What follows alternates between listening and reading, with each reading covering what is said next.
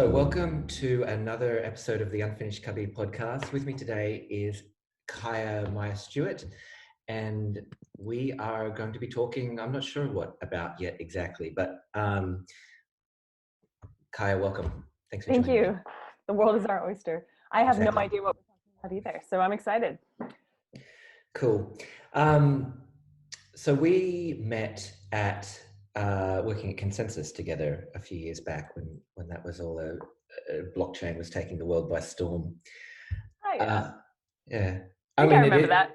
it's kind of doing that again now, as a matter of fact, but the first mainstream appearance of blockchain. I meant to check this if I've still got it, but I had a recording of the interview. Yeah. I don't know that I still do. I think I removed it for hard drive space, but it was a neat one because, of course, then Consensus used to do interviews. There would have been like 20 people on this call. I remember that one. You remember it? That was for community manager, right? That's right. Not the one that you ended up doing with Pegasus. Yeah. Right. And did you watch it? I hope nobody's ever watched it since. No, probably no one has. It was just on my laptop. I hope I've still got it. I will check and I will let you know either way. Yeah. I'd be so interested. Sometimes I am interested in going back in time and hearing like where I was at in my blockchain journey in terms of the ideology that I was aligned to, and then also the level of knowledge and deep technical knowledge, but then also economic knowledge, all of that kind of stuff. Because it changes, and I feel like I know less now than I thought I did then, which makes sense. Dunning-Kruger. Yeah. But yeah, do you ever feel that? Like, the more that you find out, the more that you feel less like an expert in this field? Is it all fields? Sure. Hey, this is a great thing to go into. So look, I'm especially, to be honest, I'd love to dive into the ideological side of it. Yeah. Because when I first heard about Ethereum, I was like, the world is changing. I was so excited and really, so into the potential there. And then the work that I ended up doing with Consensus was all enterprise, and it was all like, wait a minute, this is all public, how can we make it private? And wait a minute, the users are responsible for all of their things, how can we make it that users are not responsible? And it was sort of like always just working around everything that blockchain was. Mm-hmm. And just personally, and you know, it's what I chose to get involved in as well. A lot of people stayed very true to the original idealistic origins, but I just kind of got a bit jaded. And yeah, I've stepped right back. I haven't been doing blockchain stuff at all until actually just recently. I'm doing some work with DLTX. Really? Cool. Lucas's, yeah. That's very cool. Yeah. So I've just started, but yeah, no, I sort of. So technically I'm a little bit out of it and need to really come up to speed, but definitely I know what you're talking about. It's sort of too, I think it has a, I don't think mushroom is the right word, but almost fractal kind of thing where it's this new idea, which is incredible, that at its core is kind of simple, but the places you can go with that new idea are incredible and kind of infinite. So that I think there's more and more ideas in the space as it's evolving. So I think there is actually more and more to know. Definitely. Yeah. And there's just like a ton of assumptions that I think as a product manager too, someone who was so interested in the use case and like being a use case type of person, but genuinely thinking like, what are real problems that we can really solve with, this distributed architecture, but that also has this other componentry that has existed before, but now we're combining, in terms of cryptography, and then this idea of like a shared ledger, distributed, everyone gets a piece, decentralized all over the world. And then, math kind of solving the problem of a human maybe getting in the way and not having the right intentions or, any of that messiness. But when you start solving for human messiness, you just kind of create more human messiness as you start to use these systems or like solve these problems. And like for supply chain and such, I was so interested in those supply chain traceability use cases and stuff before, because theoretically they make sense. Lots of different stakeholders and, all these complex transactions and stuff happening. But in real life, it doesn't really work the way you expect it to work. And blockchain technology has like struggled to fit that space. And I find that really interesting. And then, yeah. And then, but then in my realm now, which is cybersecurity, I mean, for the very small niche problem that I want to solve, which is, you know, basically how do you solve for internal either bad actors or erroneous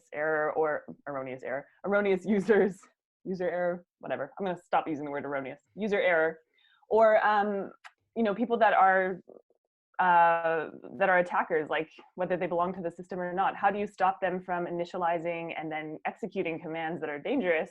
And how do you put in some sort of like zero trust framework? Turns out like consensus mechanisms are great for that. And having an immutable ledger that says like, this definitely happened, also good for that. But beyond that, like, I want to go back to the days when I thought that we would have an open internet where all of us had a node like running on our phone or device, and we all just contributed in this like, you know, self-sovereign framework or paradigm. And that's my rant about that. Yeah, cool. No. There's so much in there that I want to go into, so that's good. No, not at all. Where to start? Just the last thing that you said. Yeah, everyone running their own node. Like that was a big part of the promise of being completely distributed. But I do remember as well, kind of first hearing about it, it's like, wait a minute, this thing's going to grow exponentially.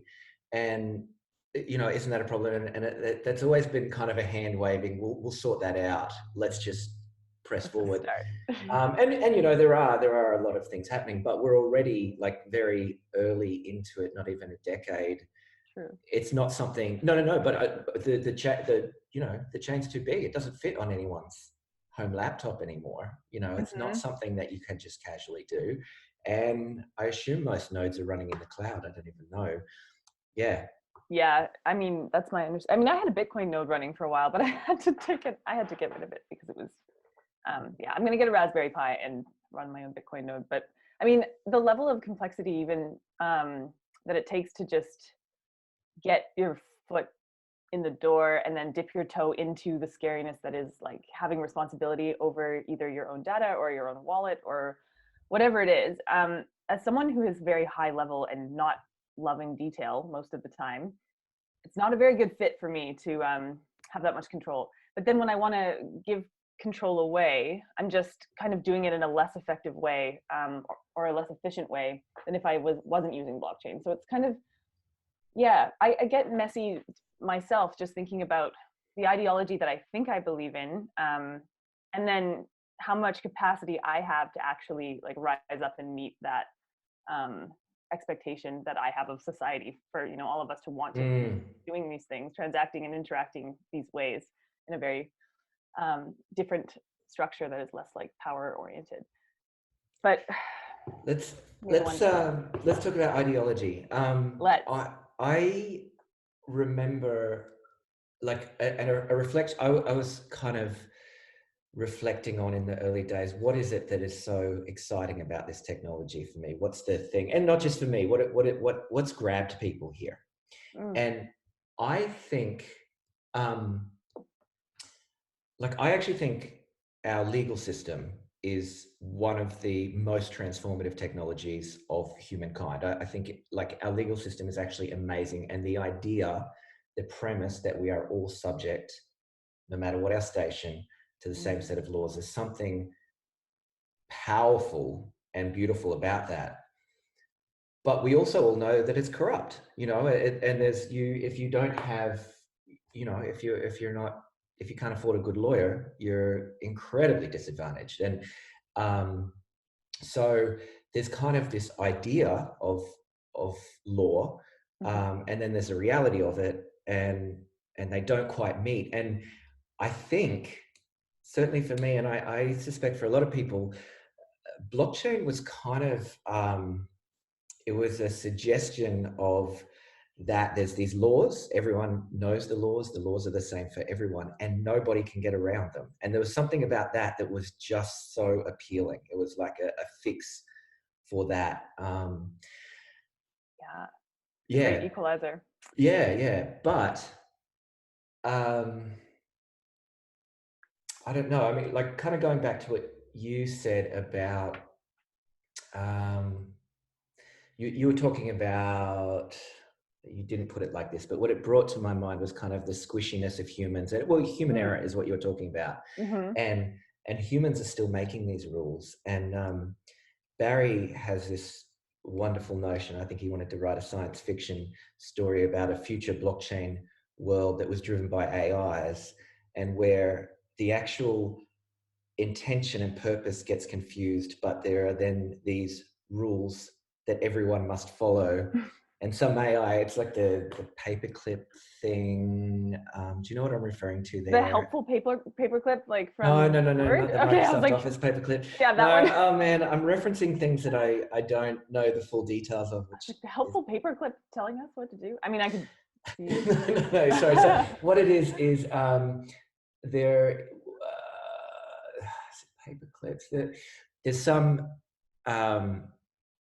there's like a story about an AI that I think it had a mission of writing letters or something. And then, are you Googling this to? Yeah, I totally am. I don't even know if it. Thank you. I think it's the paperclip or the AI paperclip game. Yeah, someone's told me to play that a couple times. Yeah. Right. Oh, interesting. So can you read the premise of it there? You've got it right there. Yes, I do. So philosophers have speculated that an AI tasked with a task, such as creating paperclips, might cause an apocalypse by learning to divert ever-increasing resources to the task and then learning how to resist our attempts to turn it off.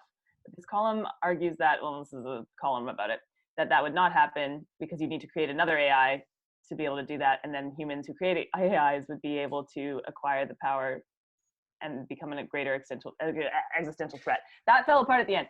But yeah. But that's the premise there is that we create something that we can no longer change, which is an idea with blockchain, and I'm there's terrified, flaws actually. in it. Yeah. I actually think we're quite close to that. Sorry to jump in. Yeah. Yeah, the paperclip problem, or the the computing pie problem, like a bunch of AIs that destroy all the Earth's resources and wipe out humans while trying to just solve for pi in all these different ways. Yeah, that's another one I've heard. Yeah. Through, what's that author's name who wrote Homodeus and all of those other books that are great, 21 Lessons for the 21st Century? No, that guy. You keep talking and I'll find that one.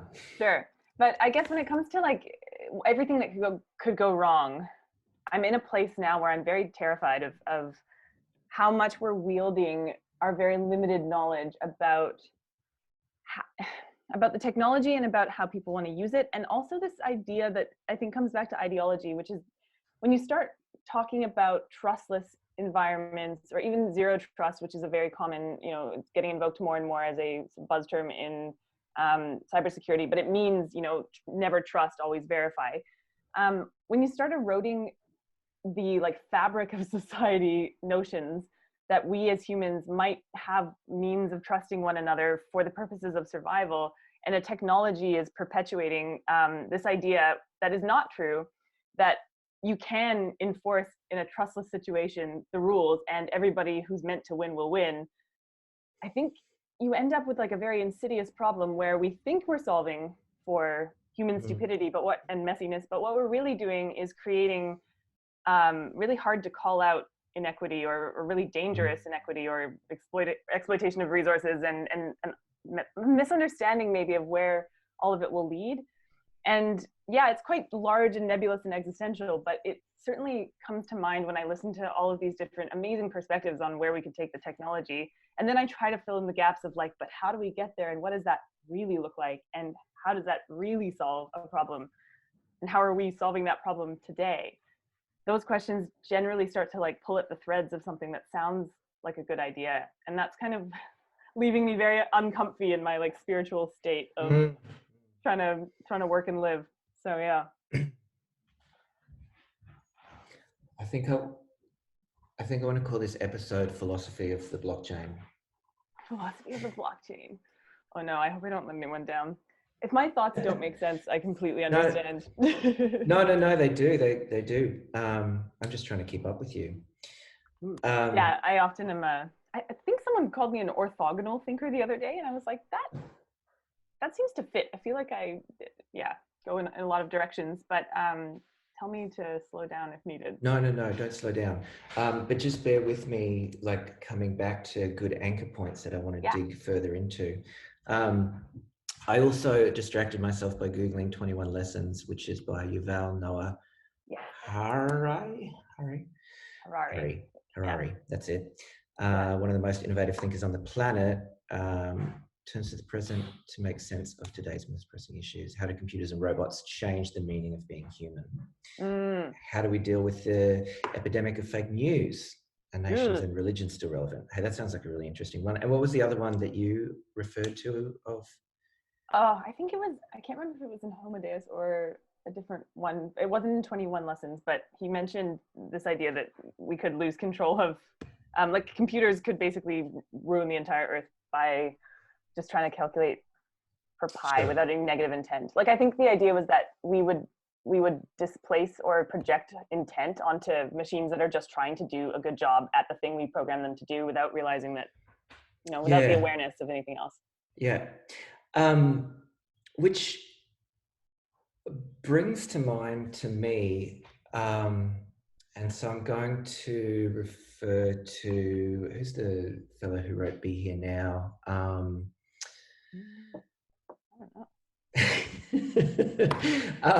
But even like any kind of mindfulness or Buddhism or something like this, but like kind of just, oh yeah, but that's not actually who I meant. I meant the power of now. Actually, Thich Nhat Hanh? No.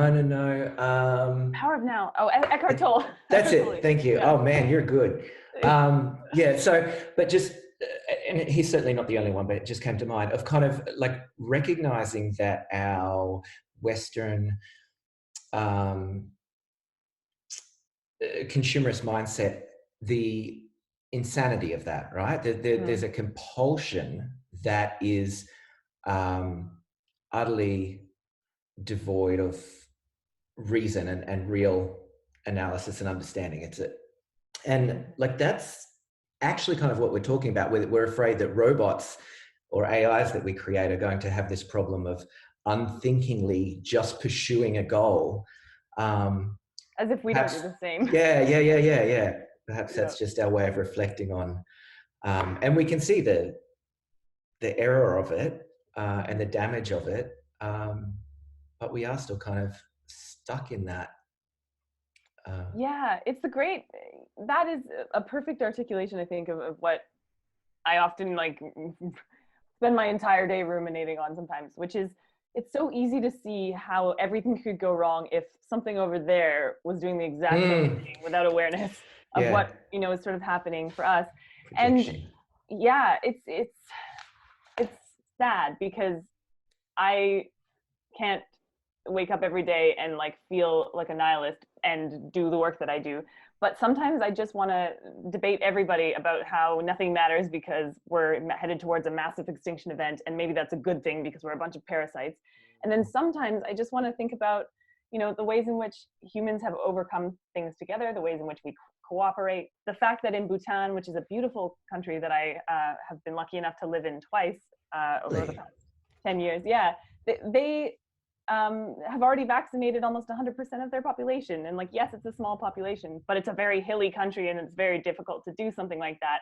And so the fact that humans coming together to help one another in that way can happen in all of these different communities and all of these different ways. And we can translate that into a digital world, I guess, is like what keeps me going sometimes, because there is a lot of good stuff that the messiness of humans brings out. But there's also a lot of sleepwalking through a system that doesn't work for most people, but there's this sort of carrot that's like, if you just work hard enough, you'll get what they get, or whatever it may be. So. Is it true in Bhutan they have the National Happiness Index instead of the Gross National Product? Yes, indeed. Yeah, the 9 indicators of happiness, which I forget what they are. But yes, and it's taken very seriously, and there are a lot of the king and the prime minister work hand in hand a lot of the time to go and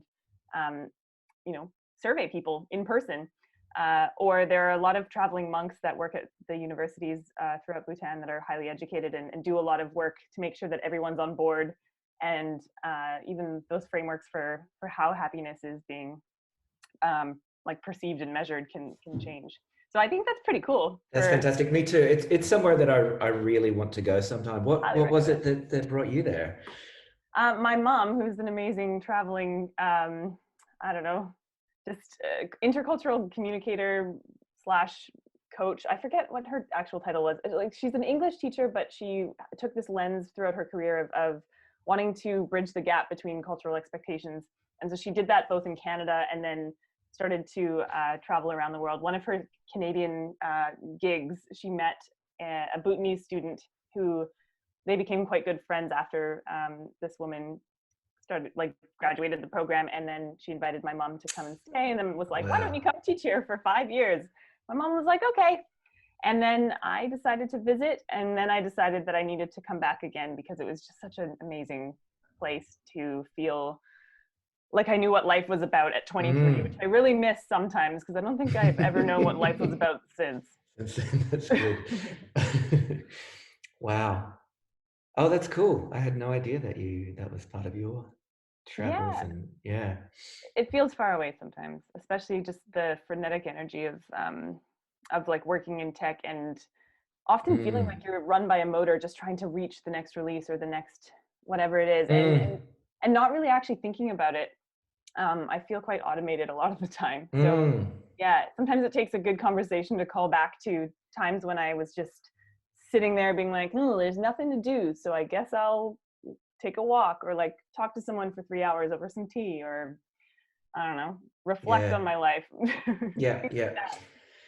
Hey, I was actually just listening to a podcast this morning, and they were talking about existentialism, and I guess the thing that it brings to mind now, in talking about like us being on autopilot and just charging through life, sleepwalking was a good way you put it. Kind of like what's behind that? What actually are we doing here? What is the and they were kind of talking about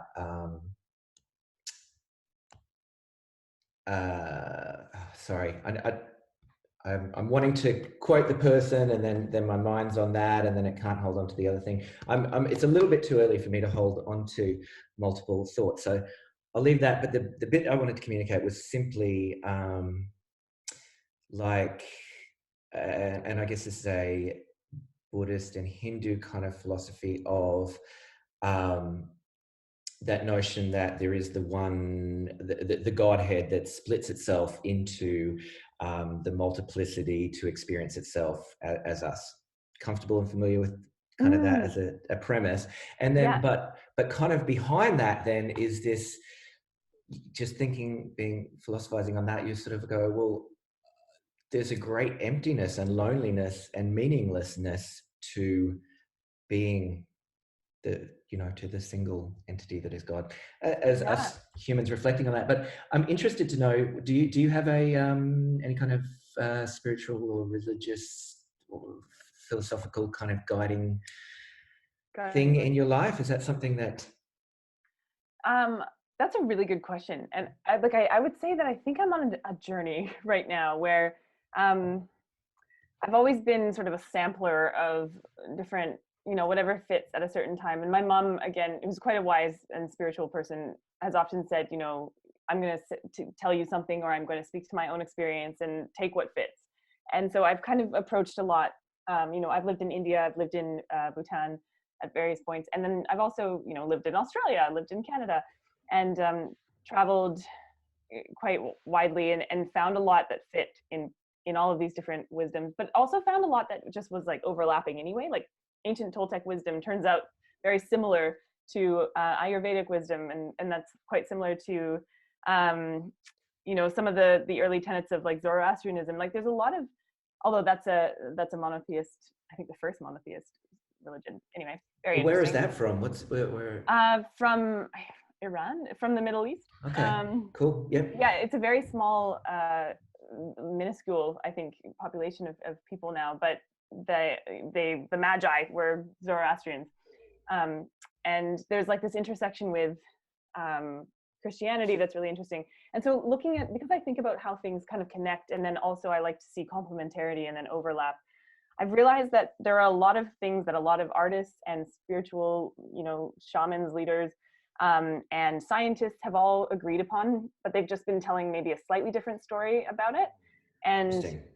yeah, and I guess like I used to be interested in finding the story that fit me the best. And now I kind of just want to stop telling myself stories and just like experience, whatever comes up. And I guess fits, but more so in an experiential way rather than let me unpack whether or not I agree with this philosophically and ideologically and spiritually, Does that make sense? It does. And it sounds like you are saying you've identified a commonality across, and is that something that you can articulate what the thread is there? Yeah, I think, well, no, but I could try. Thank you for summing that up. That's a really good question too. The threads that I think are very similar are just like the basic principles of we're all made up of the same stuff, and we're all kind of living in our own world where we are looking at mirrors of ourselves and we're kind of projecting and storytelling to one another is kind of a common theme.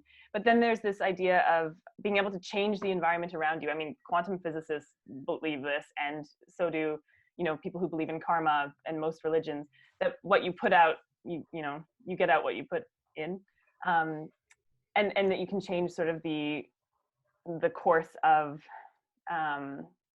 your own reality just through the way that you interact with the world and the life force that you interact with, how you choose to do that. So there's like that piece. And then there's just the tenets of like, be kind, compassionate. One thing I really love about Buddhism in Bhutan, which I forget the name for it, but there's two different types of Buddhism. I'm going to sound very ignorant.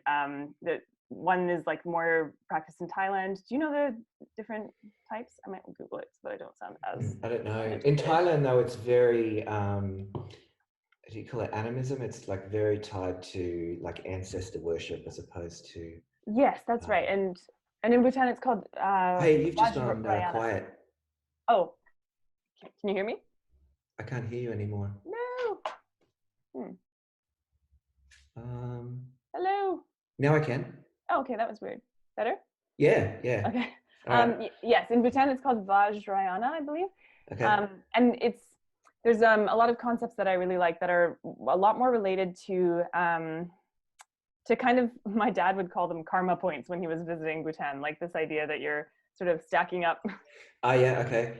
But that wasn't what I liked about it. What I really appreciated was that when a relative or someone you loved died, there would be this massive community effort to help that person ascend to their, resting place, their final resting place, wherever that may be, through doing good deeds for others in the community. So grief was expressed in this very communal, generative way that I really appreciated, because I had someone pass away that I really loved around the same time in Canada, just before I came to Bhutan.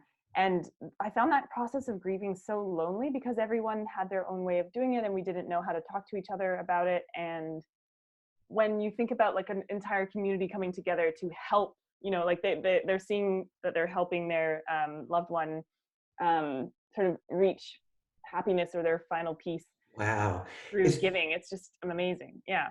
I really like that. Yeah, that's really cool. So that I've heard of like the Tibetan Book of the Dead, and I think there's like a certain number of days that the soul after death kind of hangs around and is figuring out, I don't know, I guess facing its own demons and whatnot, like its life review, and then, but in this like scary kind of dark world where I guess that's kind of you're confronted with whatever you've done with your life and whatnot, and then also needing to find the next incarnation.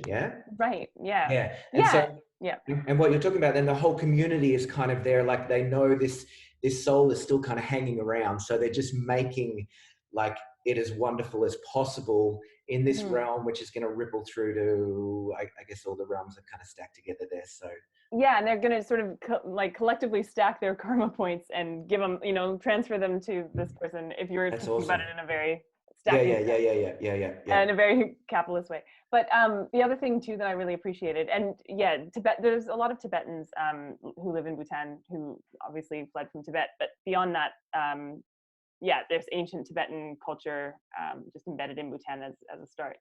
And another thing that I loved that is just like deeply different from Western culture is that when it's your birthday, you go around giving other people gifts, whether it's candies or whatever. And I've always just loved to do that anyway. So I was like, great. Cool. Hey, it is really expensive too, the visa, right? To go there? It is, like yeah. the two little So things I know about it's very Bhutan. controlled as well. Like I think Bhutan's done a great job of understanding like what they've looked at what's happened to India, which is that, you know, a lot of people have had a lot of power to just come and do whatever they want. And, you know, that's both good and bad. And for Bhutan, they were very interested in preserving culture in the way that they want to preserve it. So there's a 2-week visa that you can apply for. And I think, you know, you have to have a guide and it's very controlled experience where you go wherever the itinerary takes you, or you can apply as a volunteer, which is quite difficult, but that's what I was doing. Or you can be employed by the government, which is what my mom had done working at a university as a professor.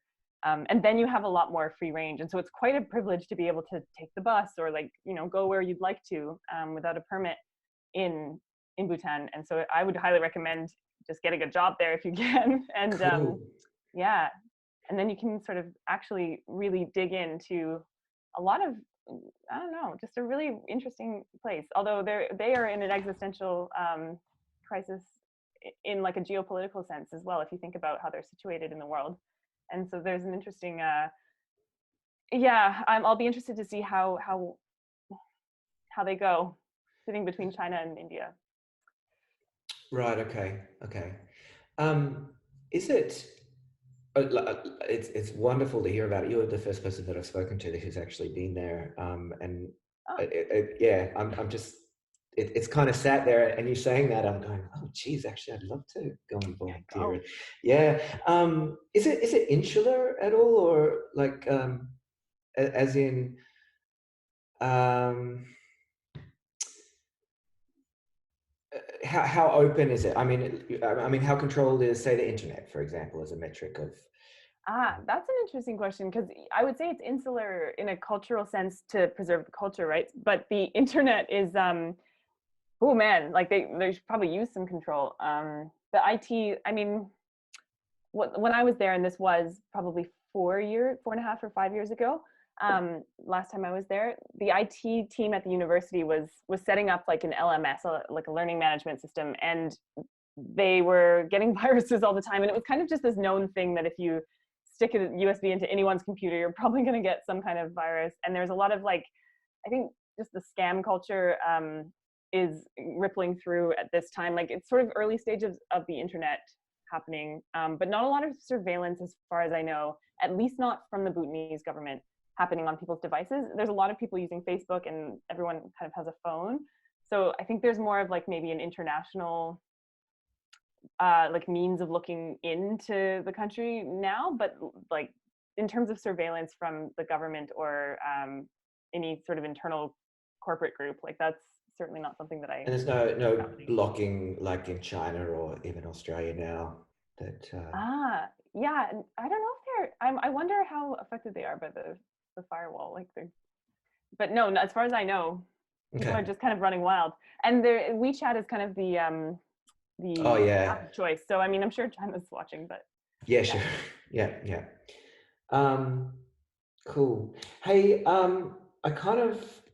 I think now might be a good time to ask you a little bit about what you do for work, and just kind of, I don't know, that it felt like a natural segue when I was thinking it, but now it's a jump from there. But anyway, yeah, no, tell us what you do. Sure. Yeah. Yeah, I mean, good question. What do I do? Well, tell me what your passion is in blockchain, and how about let's the hard question. Yeah, that's the right question and the hard question. And and your journey maybe too. Do you want to tell me your blockchain journey? Sure. Cool. Oh man, it's been a journey.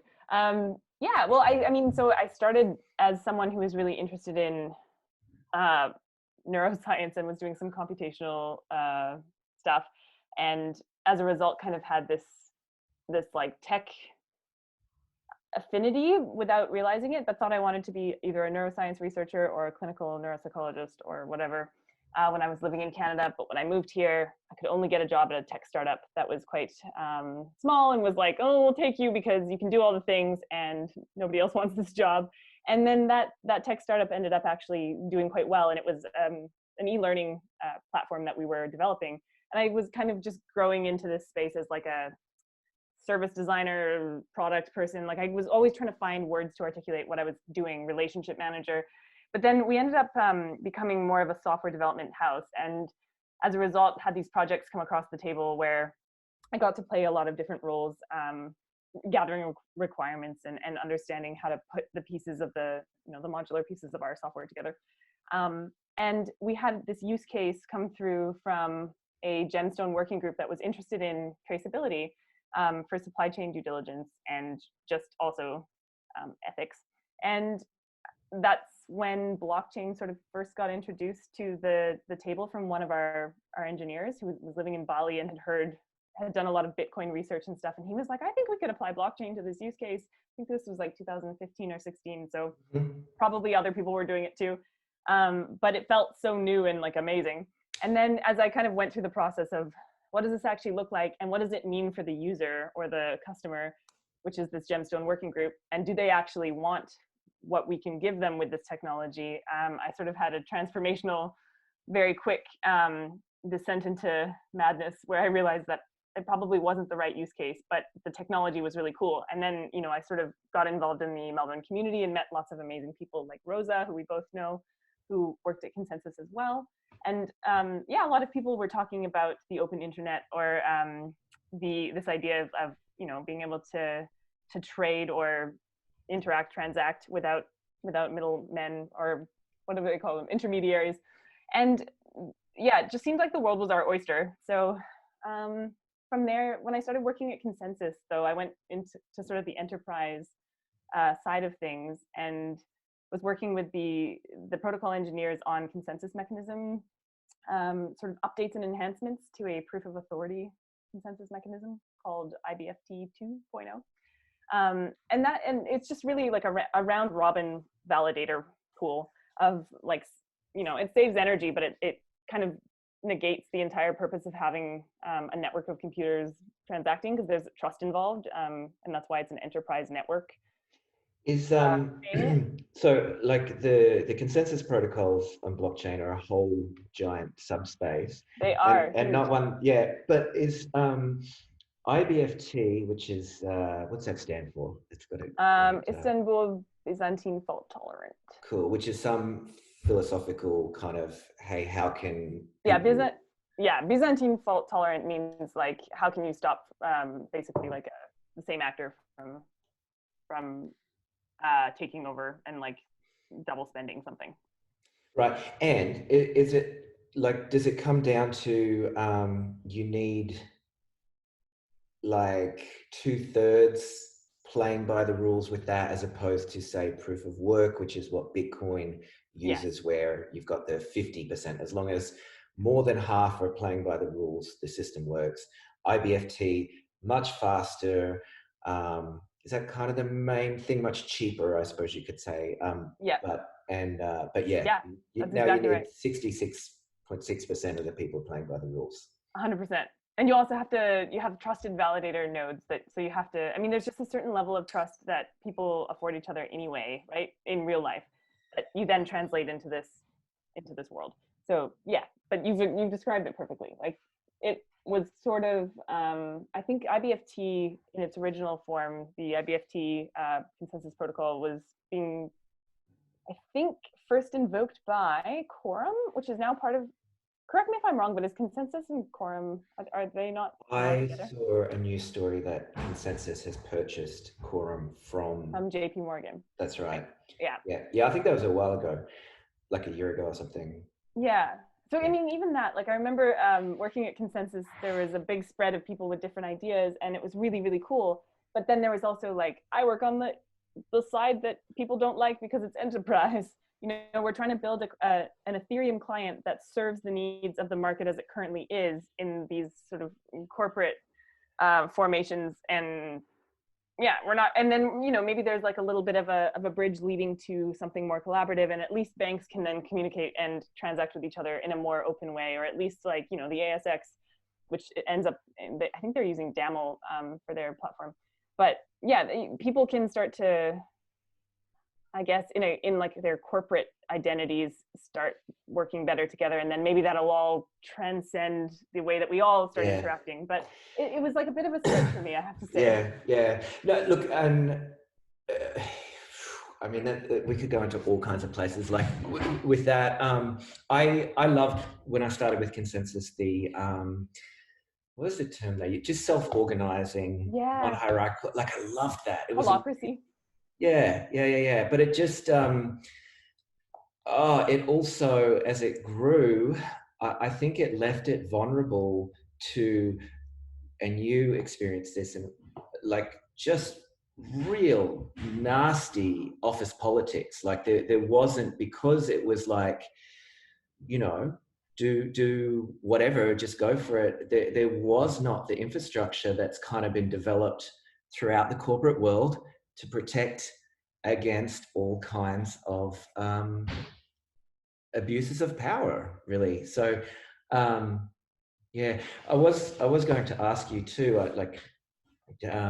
it was curious to me why Pegasus, which was the department that you worked in, which was tasked with building building protocol layer. But really building a client for enterprise, which was kind of the competitor to JP Morgan's Quorum for the longest time.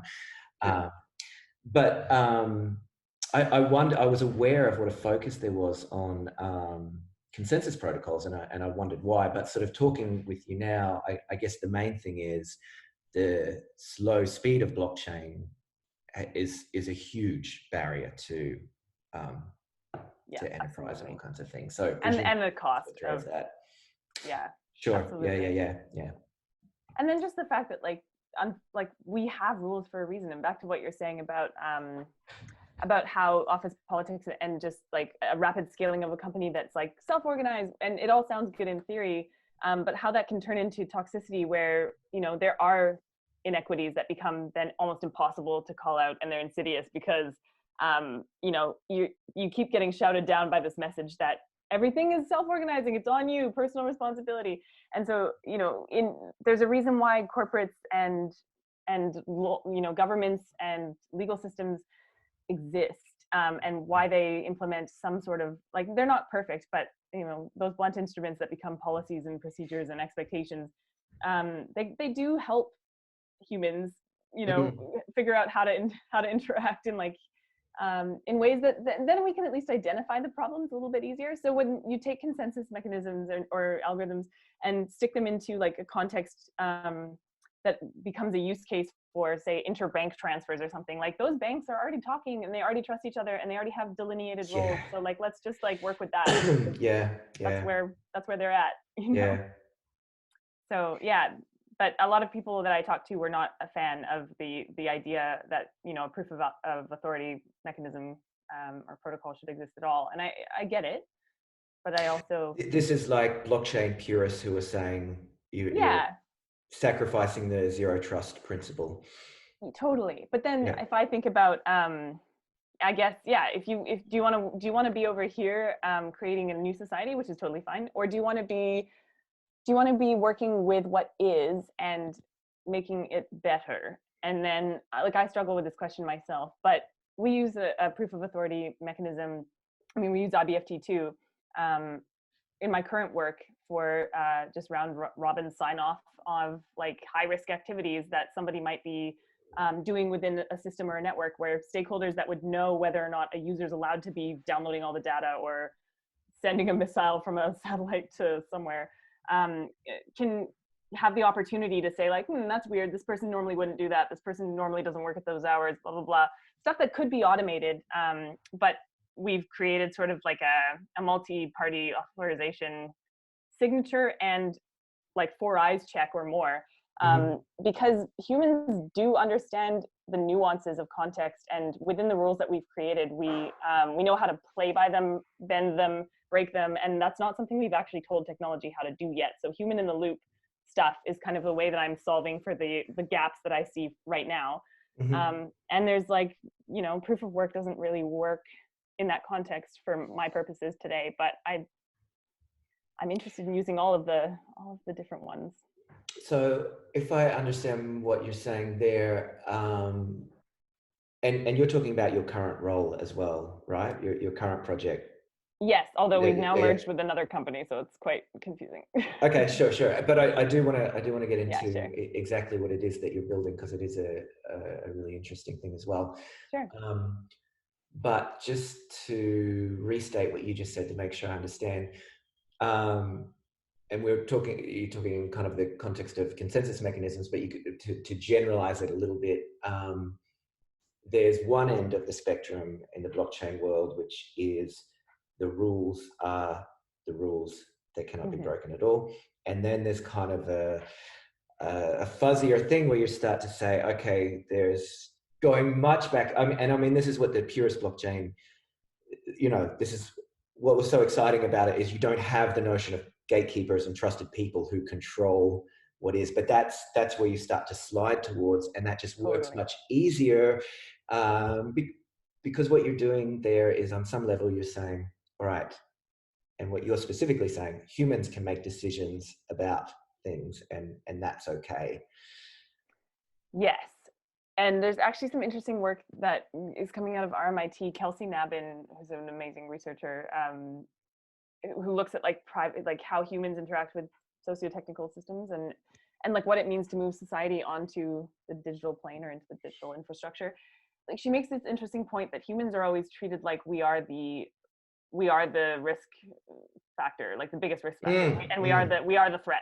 And it's like, okay, fine, but also like, we have these amazing skills of like pattern matching. Our brains are limited, well, sure, but very complex and highly functioning, and collectively combined even more powerful reinforcing algorithms that understand how to pick up on patterns that are not quite right, or how to like pick out something that, you know, feels wrong. Your intuition in a workplace setting can be quite helpful, like understanding that somebody is someone you don't want to be alone in a room with, or somebody is doing something slightly off, and being able to check that with your social, you know, body that you're part of, and then the social credentials and currency that kind of can come out in a positive way, to help you understand who should be doing what in scenarios that are incredibly high stakes, like critical infrastructure protection, for example. Like, those sorts of relationships are very difficult to replicate, and if we treat humans like they're too dumb to be part of it, then we actually create technology that's too dumb to understand the nuance of what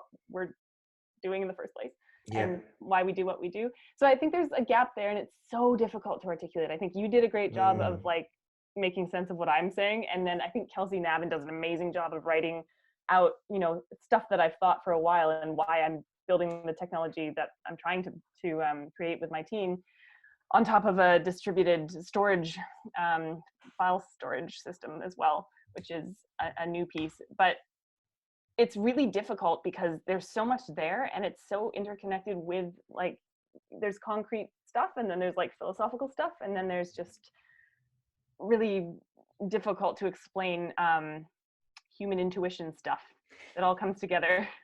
Do you think that, like, because you know, in 2015 there was just this incredible promise of a new world, from Ethereum, and do you think actually the challenge is in no way technical, but it is philosophical, and it is kind of understanding what the potential of this technology that means we can have stuff that is owned by no one and owned by the world?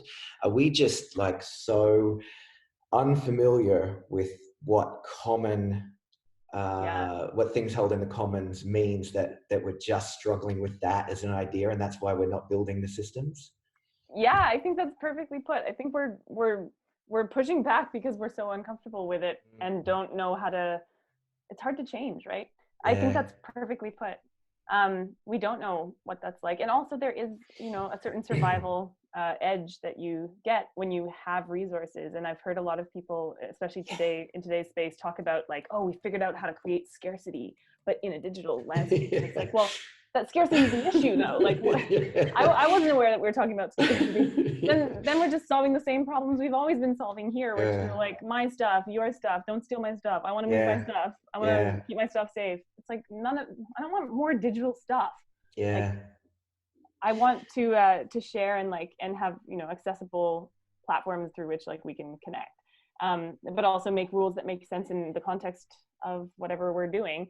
And I guess maybe like this idea of, I think we used to say this at Consensus a lot. I'm not sure if your team did, but I thought it was very wise. Like a lot of people would point out that when nobody's in charge, everybody just kind of sits back. Like nobody wants to take accountability when there's no leader. Yeah. So like inevitably some leader will step up, and then there'll be some person driving the story, and then that becomes, whatever you're building or doing.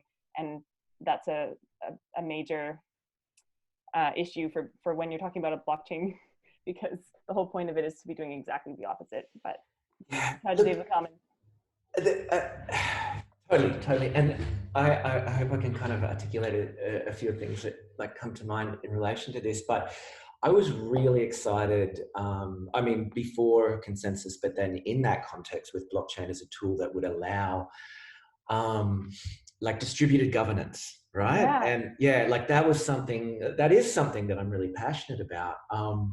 But I've been involved in a lot of things, Consensus being one of them.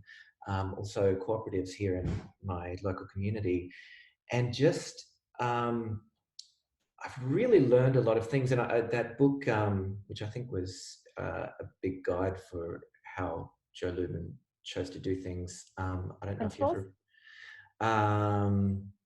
Reinventing Organizations. Yes. And Teal.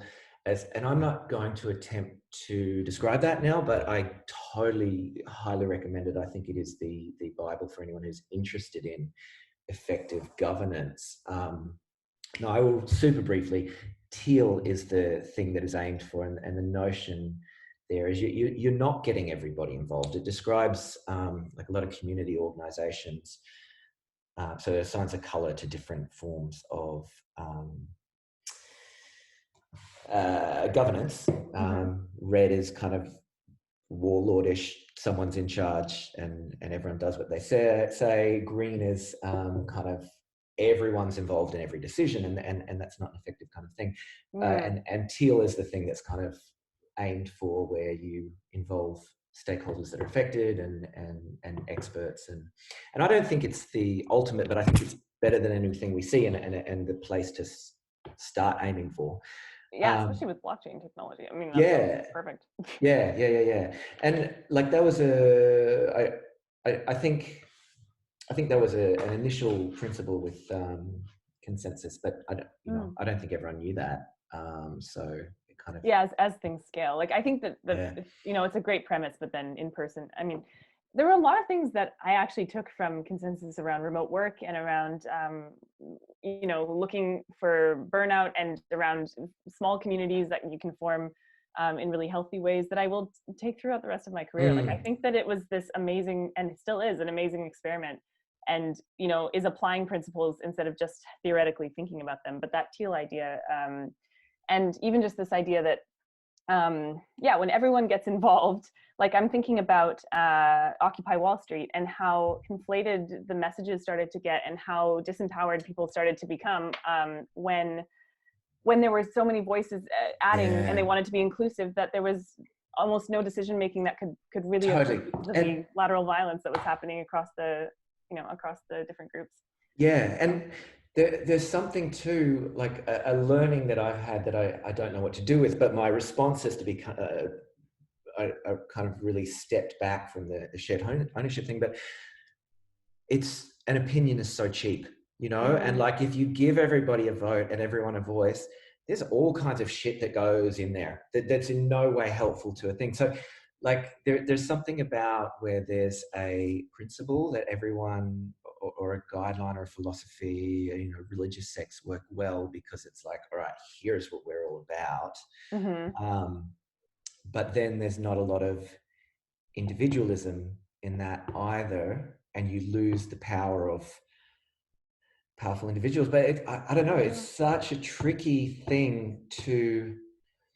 I'm living at the moment at an eco village that's here in town, and I'm really enjoying being there. When I first came here just over a decade ago, I was very into community land trusts, and I still am. I think they're wonderful, but like I've been involved in a lot of community organizations. There's a lot of cooperatives in this town, and I've gotten really jaded on that. And like, so just over a decade ago, I was really keen on the idea of getting a big group of people together, buying many acres and living there and kind of. Oh no, I think about that all the time. Yeah. Okay. Yeah. Well, no, but tell me. I just like so many people say they want that, right? But like if you're offering a whole lot there, you just. I think responsibility is the missing. No, I don't know. It's much more. No. Yeah, it's a critical element, right? I kind of anyway. I reached the point where I went, no, I want to own it. God, people are just awful. People are, like I was involved. I saw the collapse of a cooperative that had been here. This just a little background of Mulaney. There was. It has like the most co-ops, I think, possibly of anywhere in the world. Wow. But there was this woman, Jill Jordan, and actually this is interesting. This ties completely in. Mm-hmm. She was, I think, the reason that there are so many cooperatives here.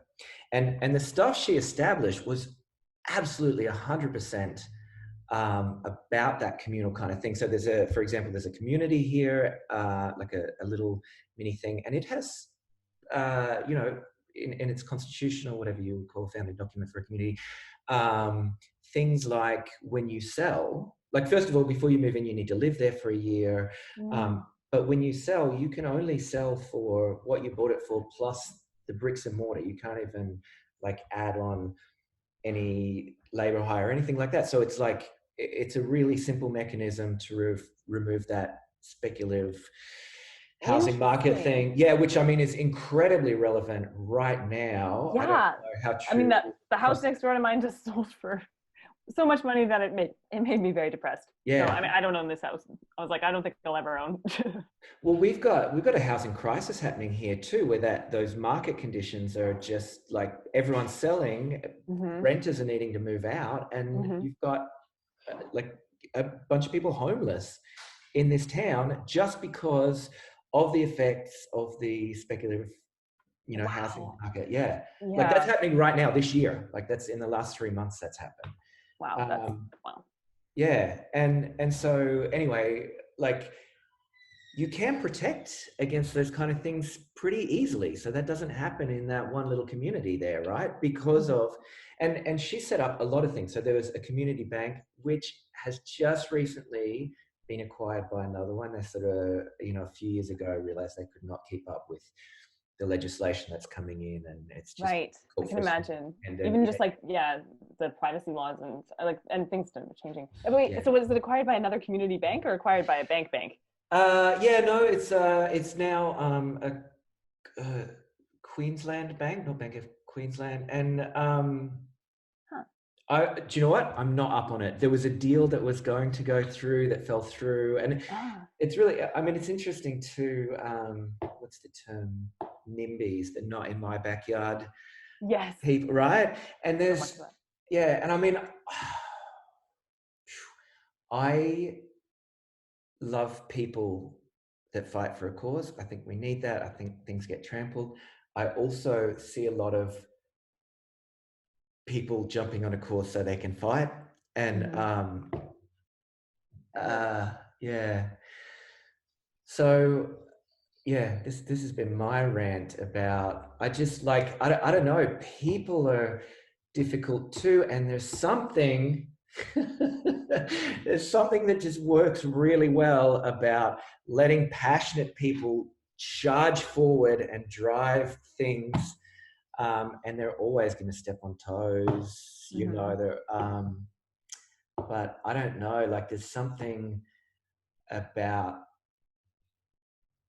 people being empowered without having done any self-work or really knowing what they want or anything like that, and just going, let's, yeah. Yeah. It's interesting hearing me say that. I mean, you know, if I heard someone, I mean, I think I've said it in a fairly delicate way, but essentially, I'm, you know, a fan of having leaders with ultimate power to judge forward, and everyone else just has to, yeah. Hopefully I haven't come across exactly like that, but no, my not at all. has changed from a place of, yeah, let's everyone get in together, let's and then we'll just work it out along the way. Yeah. That, like, yeah, no. Yeah.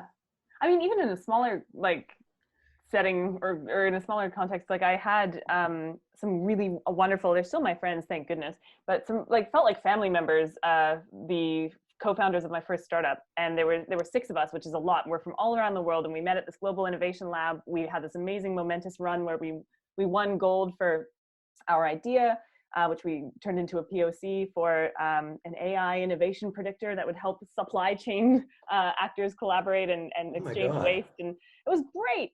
And then we just thought, like, well, we're working great together. Like, yeah, sometimes, you know, we are a bit contentious in our debates, but that pressure makes diamonds. Let's just keep doing it this way. Let's not define roles. Let's not, you know, do anything except for charge forward with our idea. And it was very quickly something that unraveled us. Like, you know, one person ended up having to leave because they just couldn't feel like, they didn't feel heard, they didn't feel aligned. And then everyone else started, they were then looking for a leader. And yeah, it was hard to let go of, because these are people that, you know, have all this potential. We built something together, we wanted it to work so badly, and even we were getting caught up in our egos, we're getting caught up in our like boundaries that we didn't even know we had, that we didn't want to cross. And yeah, you just have to kind of jump in sometimes to realize that there's a reason why you create frameworks, and why everyone has to respect those frameworks for you to work together effectively. And so I'm curious about, like, when you went and started this co-op lifestyle, did you, like, what expectation was the most violated by that experience? Was it that you thought things would kind of work themselves out, or what was it? So I knew, so, you know, I mentioned this community, I mentioned there was a community bank, there's also a co-op that's still running in the middle of town, but there's also then, there was a venue, a cafe called the Upfront Club, that right in the center of town, and it was owned and run by a co-op. So you were a member of that. It was literally, you know, your thing, and it was just such a wonderful thing. And we were kind of aware that it was losing money, but look, without going into all of it, you kind of ended up with 2 warring factions on the board, and it was just so messy, so toxic, just the worst of human nature. And I'd probably been here a couple of years, and I was very idealistic around this town and cooperatives and people getting together and doing things, and that changed that for me completely. And I just, and you know, I mean, there's interesting, there's many dimensions to that too, and a big one I think is social media. Yeah, it was like the ability to just, and whatever that factor is that draws the worst out of people. what is that? Yeah. That's a whole other conversation. Yeah. I mean, this is why I love what you're doing, though. Like, listening to your other episodes and thinking about the fact that you're drawing out of people these conversations that go wherever they go. And I'm listening to a lot of aligned values when I'm listening to you talk, when I'm listening to you talk to your guests, the people that you host on the podcast for a conversation. And it's just like, I want so many more of these conversations, and maybe they take place first at an individual level, and we start to rebuild our information ecosystem and our values ecosystem from the ground up, because, you know, it just takes like being in a quieter room to hear all of the things that we have in common. And then, but then us, you know, that's one side of things, and then I could go on my nihilist rant. But what I love about what you're doing is that the connectivity is through people that you're creating space for, like, a generative conversation that can go anywhere. And then in that world, like, I feel very free to say what I want to say. And I think that, you know, I then take that into the world, and there's a bit of a network effect. And I think that's a really cool and powerful thing that you're doing. Wow, thank you so much. That's wonderful. That's because I'm just kind of doing it for myself because it feels fun and I want to go. But the idea that it has value is wonderful. Of course, I hope for that. And I think a big inspiration for me doing this is Joe Rogan, and his podcast. Typically, his interviews go for like 3 hours, and that's part of the idea is, yeah, there's just space to do that. And, you know, he's had like Bernie Sanders on there. They spoke for an hour, and yeah, there's just room to explore stuff a lot more deeply. Yeah. Didn't Elon Musk get like baked on there, and then like just like was staring at the clock? Like the freedom to just do, you know, everything from that to having this amazing neuroscientist that I love, Matthew Walker, talking about sleep and the importance of sleep and reminding me that I need to sleep. You know, it can happen. Are you referencing a Joe Rogan episode with Matthew Walker? Yes. Have you heard that one? No, I want to check it out though. But highly recommend. Yeah, cool. They're all on Spotify now, though. I'll need to see if I can find that on YouTube or something. Oh yes, I don't do Spotify. Yeah. Anyway. Yeah. The Unfinished Cubby podcast will always be available on your favorite podcast channels. Yes. Yay! Yeah, I like the YouTube one the best so far. Cool. Well, that was fun. Can I just pop out a couple of things? Yeah, please. Yeah. So one is when I was going, what's that missing piece of like just not letting everyone have a voice? And an answer that jumped in my head is like, you know, traditional societies, indigenous cultures, you've got your initiations. And so your rites of passage. Yeah, exactly that. And it's sort of like, okay, you're ready for this knowledge and this new understanding, and you go there. I just finished a common ground course, which is kind of, I think, the most formalized. I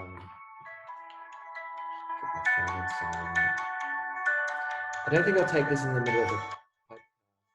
Maybe I will. Do it. It's my dad, and he's got the kids. No worries. I'll go on mute. Okay. Hello.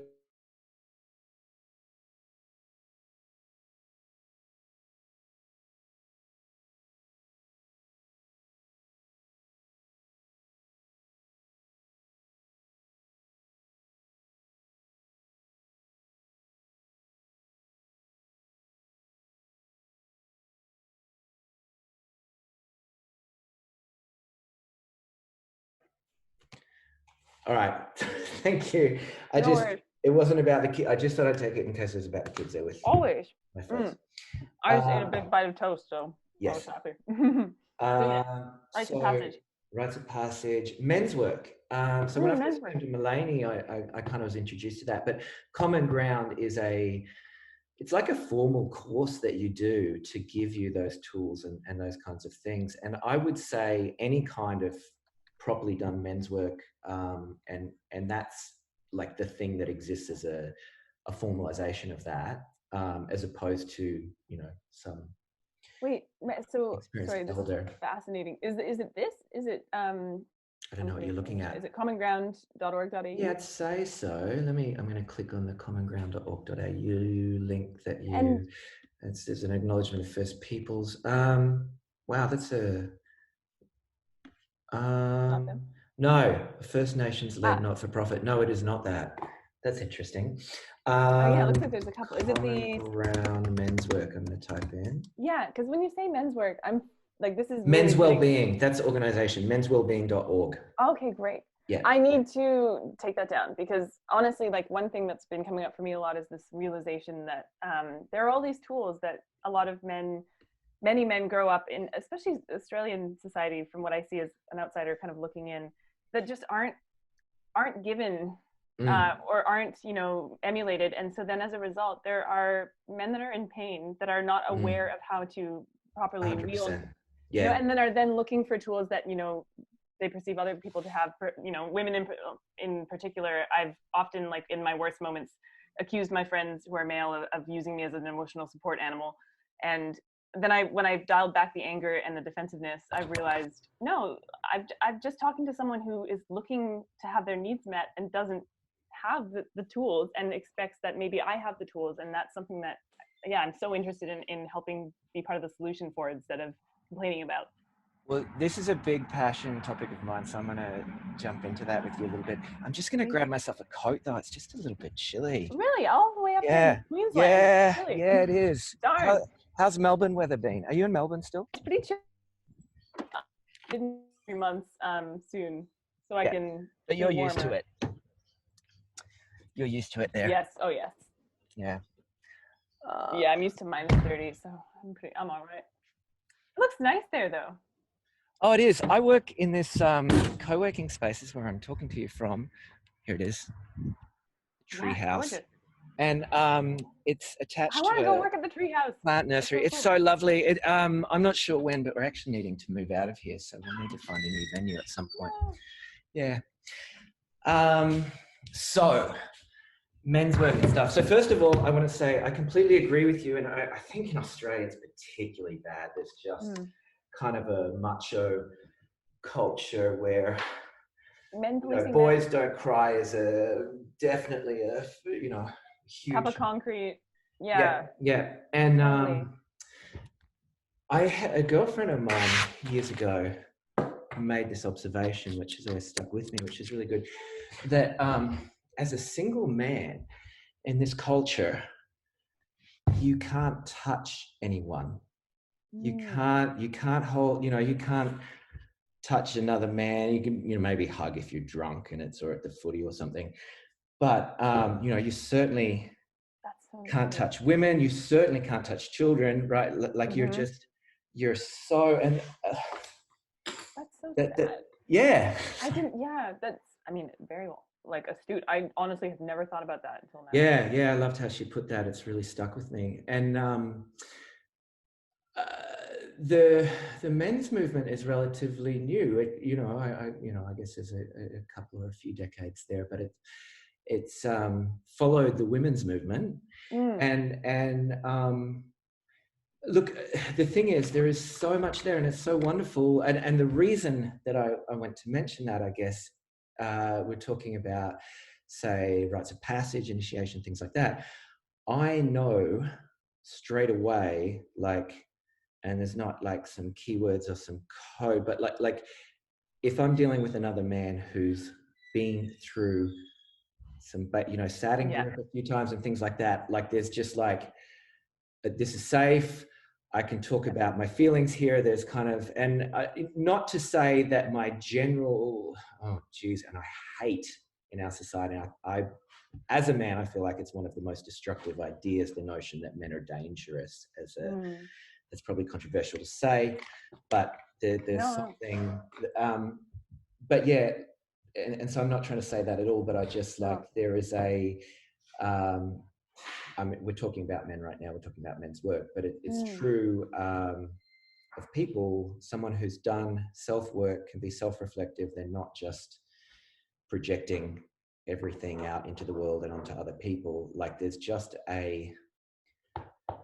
safety is the word that's coming to me again. Yeah, totally. Totally. Much better word, but just safety sounds about right. Yeah. And an ease, and and we're not on autopilot. We're not actually machines here anymore. We're human beings that can connect and that are embodied. And I hear that.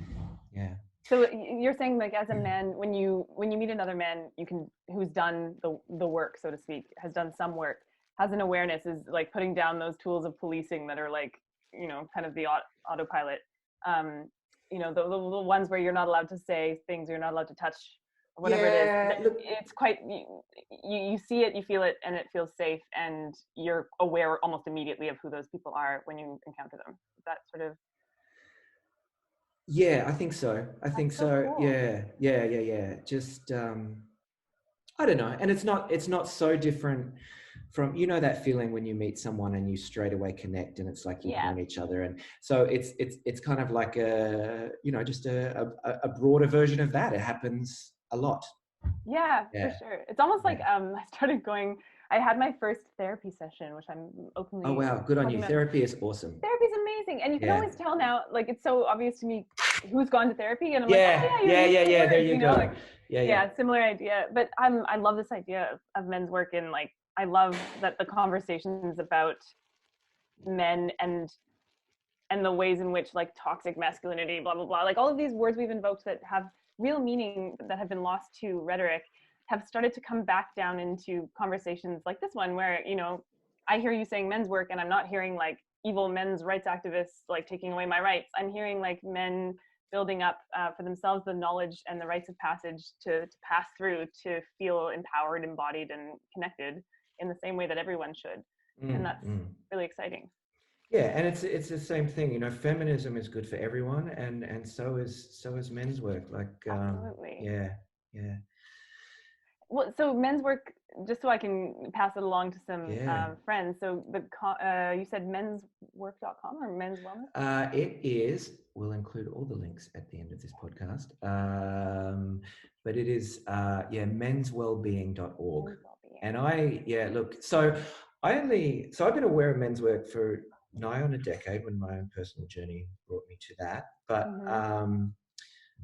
I only heard of Common Ground sort of less than a year ago, towards the end of last year. And then, the opportunity to do one of these courses came up, and I wanted to for multiple reasons. Actually, had my own men's group that I had started sort of beginning last year, which was wonderful for everyone involved. But I'd been in groups before, and there was kind of this depth and this stuff that I wasn't quite reaching. So I wanted to kind of learn these tools. So that was my reason for doing it. But were you asking me what it is as well?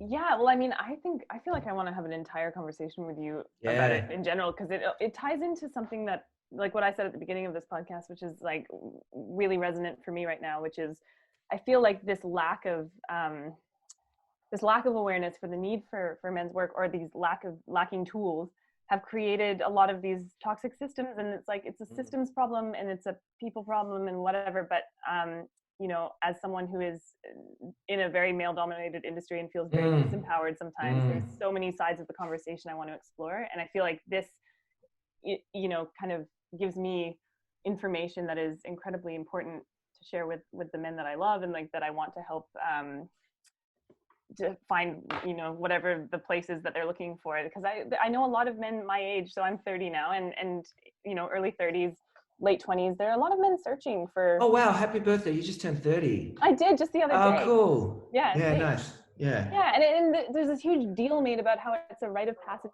for women. It's like, well, what are you going to do now? Like, do you have a, you know, plan? You don't have any children yet, Kaia.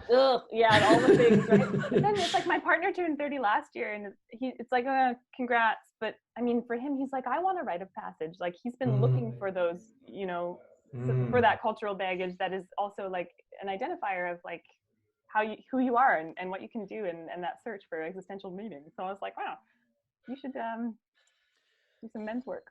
Well, but so I didn't know what that was. Yeah, cool. Yeah, no, put him onto it. It is the best thing in the world for men. And you know, there's because women have more of that stuff, because our cultural narrative is like women share their feelings and men don't, and so there is more opportunity for connection. But I mean, like there's heaps of equivalent stuff for women too, which is really awesome. So my wife has a group. I'm actually doing an app for the moment for Jane Harwick Collins, who does these. Actually, see on the wall behind me, that's the poster for her thing, and it's phases of a woman's life, maiden, mother, Marga, crone, Marga being sort of an in-between one there, but the notion of cycles, and so she does this course called the 4-Season Journey, which is a year-long course that you do. It includes things like wilderness solo, where you're out by yourself for 3 days, maybe with just water. Oh my gosh. But like really kind of and connecting with your female body and everything that is about that. Wow. Yeah. So is that the School of Shamanic Woman? That's her. That's it. Oh, okay, I'm looking at that. That's amazing. Yeah, cool. I mean, yes. Oh no, sorry. Go ahead. No, I was just gonna say I'm working with her at the moment, which is really cool. Yeah, I'm so interested in your take. So, I mean, going back to your original question, which was, yeah, I am interested in understanding, like, what's the individual work and what's the collective work that you're interested in. So what's your timeline today? Like, I wouldn't have been able to talk for this long except the kids are with my folks, so I've got whatever. How about you? Let me just check. I do have one message. I think I've 10 o'clock now. I know. Oh my gosh. Yeah. It's so easy to talk to you. Yeah, this is cool. I hope I'm recording. I am. Cool. Yeah, I probably have about another half an hour. Okay. What do you think? Let's talk for. Let's just talk for half an hour. I made a couple of notes. We haven't talked about your work yet. I was going to ask you about quantum computing, and then there was also and the meaning on blockchains. Very kind of, I don't know, like a whatever question. And then the other one is too. I was just like, you're deep in the industry. What's hot and blah blah blah. But let's let me tell you a little bit about men's work, and then we'll see what happens next. I kind of just rolled a cigarette now. I'm going to save it till after the podcast. Sure. Okay. Are you allowed to look inside? No, I'm not. So, like, I could go out there, but a few people have arrived here as well, so it might be a distracting situation.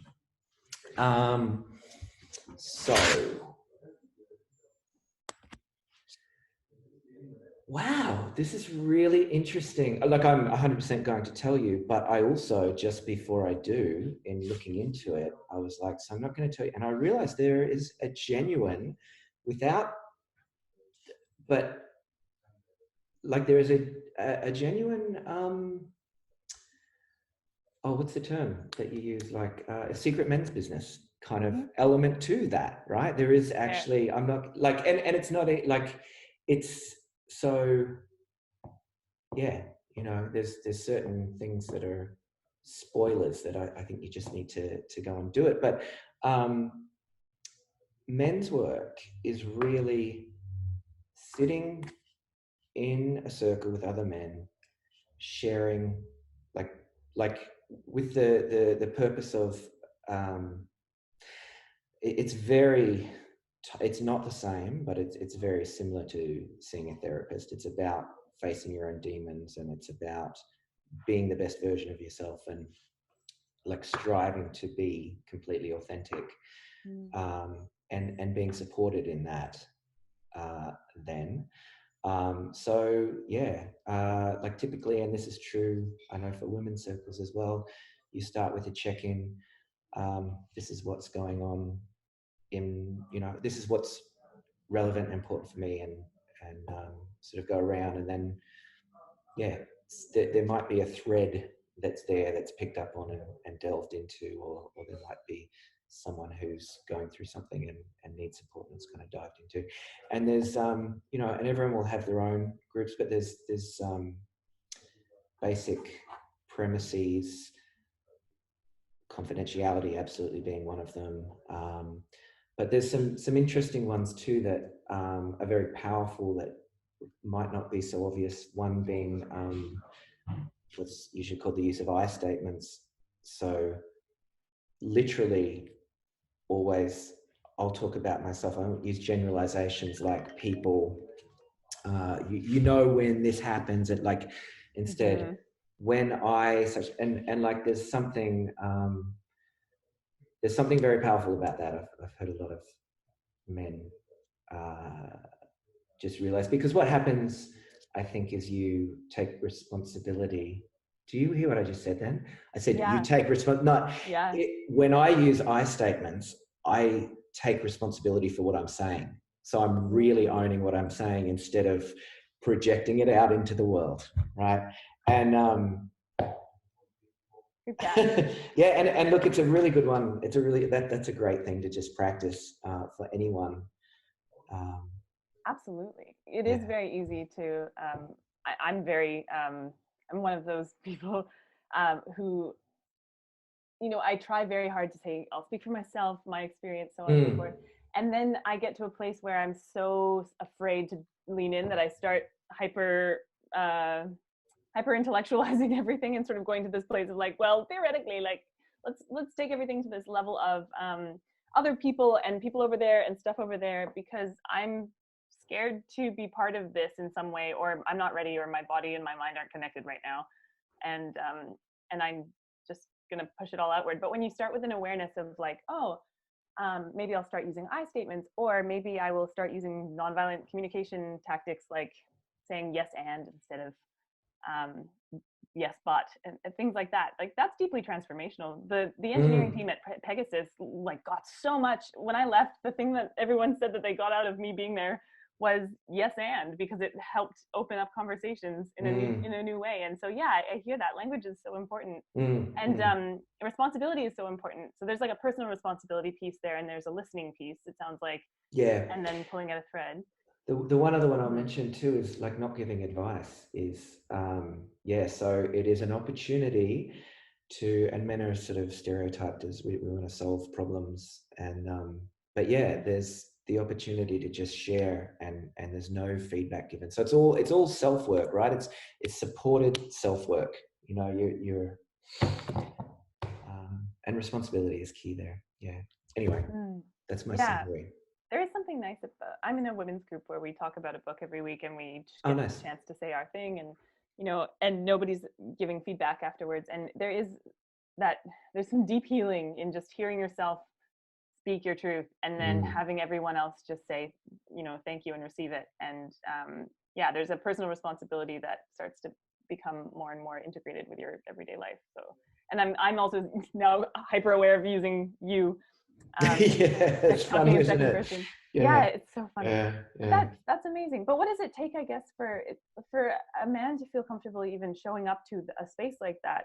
Are there rites of passage they have to pass through, or feel that generally they feel like they need to do first, or are men rocking up? This is why Common Ground is amazing, actually, because it is a process, and each week there's something different, and each one would be a little bit different, but generally there are processes that delve into things like really understanding your relationship with your father, for example, and very like, so is it a 9-week course, I think, and there's some things that are hit on there that are really well honed for getting right into the heart of a person.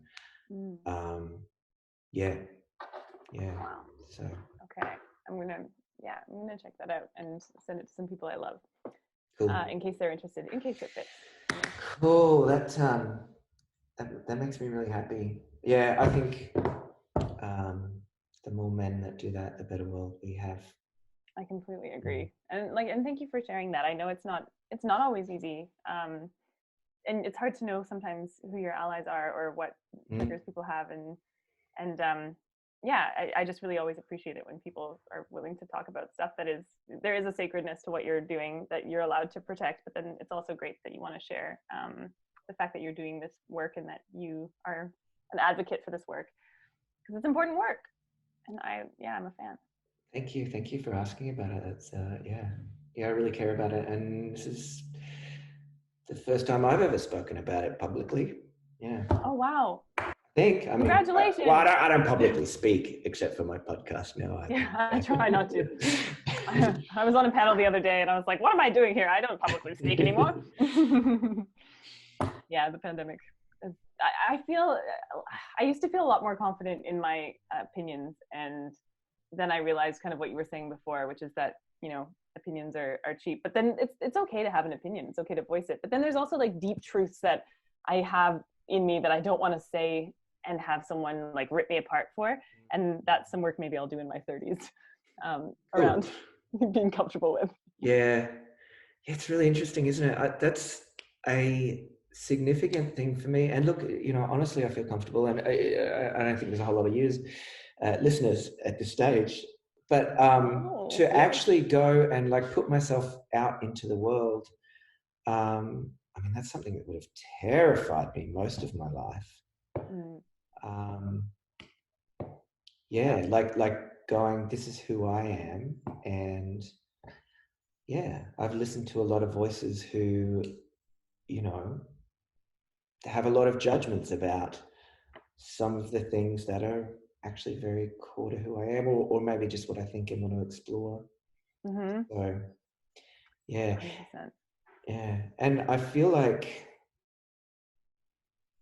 I don't know how well I'll articulate this, but the world that we live in now, and Twitter is the embodiment of just, I think we've lived in very small worlds that are mostly comprised of the ideas of what our parents are about reality, that are actually quite diverse, but all with a shared illusion that we actually have the one reality that's fairly common.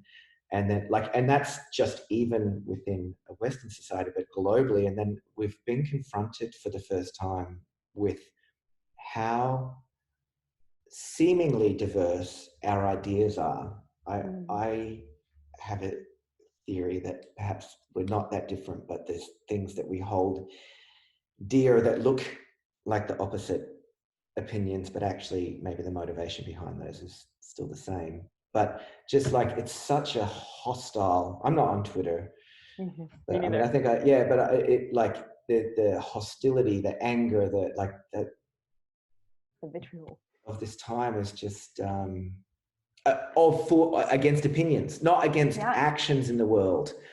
Totally.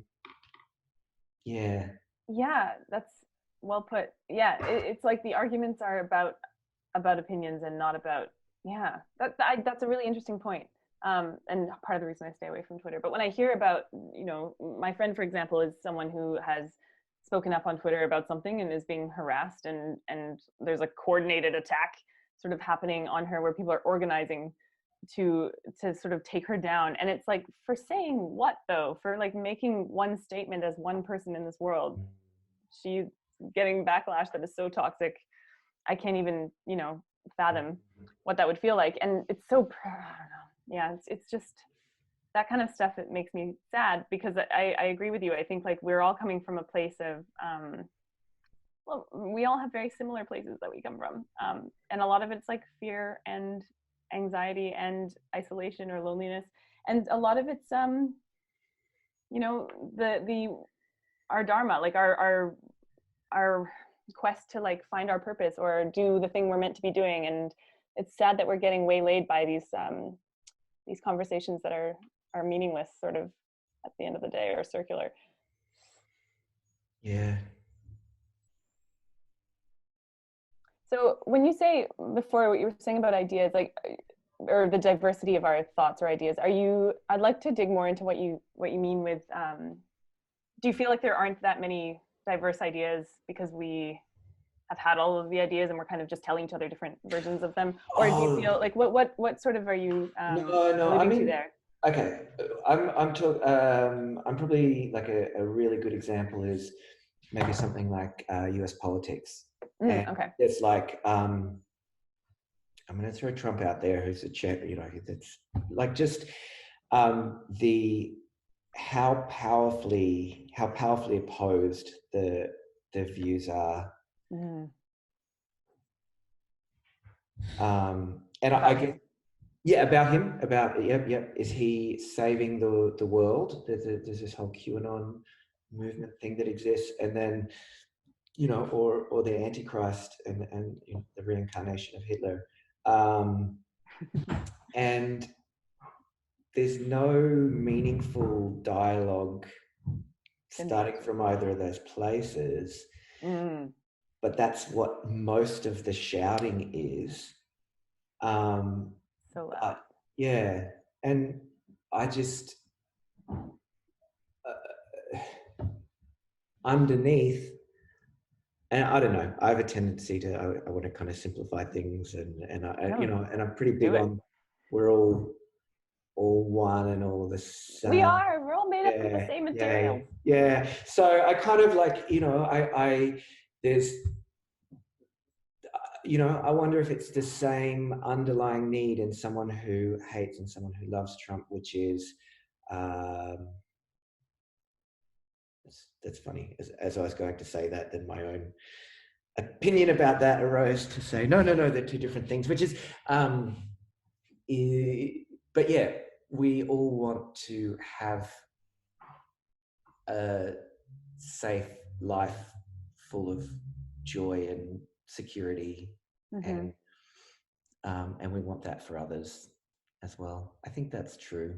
I agree. I think we all want to meet our needs, and we all want others to have their needs met. And then it's just about maybe the ways in which we perceive that either happening or not happening, and then the vessels that people become for perpetuating our ideas about, you know, whether or not our needs are being met, or whether or not justice is being, is being served. But even that's like a level up from what I think you're talking about. Like that simplicity of just like, we're all here trying to figure out what the hell is going on, and trying to make sure that we get something out of being here, and that other people do too. And it's not that hard, but we make everything super complex until we're having these conversations at a level that is impossible then to help us tap back into what's real.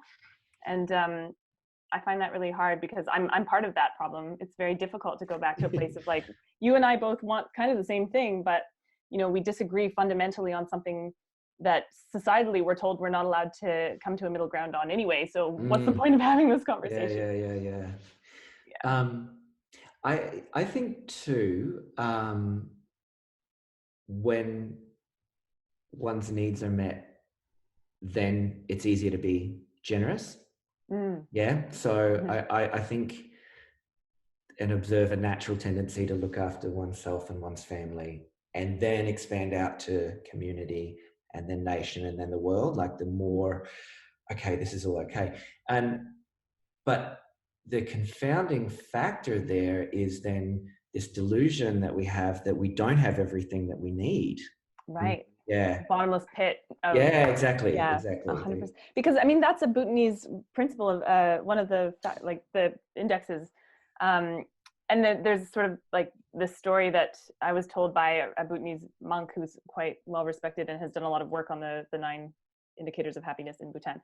And he talks about having your cup filled up just to the line, and then once your cup is full, you can start filling other cups, right? And we've talked about that in a Western context too. A lot of people say like, that fills my cup or whatever. What that really means is you've gotten up to, you have exactly what is necessary for you to be safe, you know, and for you to start being a generative piece of this universe, right? You know, in this moment. And unfortunately, I think we've been skewed by this tendency in the system of capitalism, or whatever it's become. This your like cup is full, get a bigger cup. Yeah, you can never get a supersized cup like from McDonald's. Like there's never going to be a big enough cup. And also like if you don't get your cup full sooner, like people behind you in line are going to get in front of you in line. And there's like, and then all of the complexities of like, well, what if this happens? What if this happens? And there is no line. There's just you and your cup. And after that, there's you being generous to the world. But it's not a very difficult concept, and yet it is so hard to connect into on a daily basis. And I constantly feel like I'm getting caught up in the perplexity and the complexity when I could just be filling up my cup.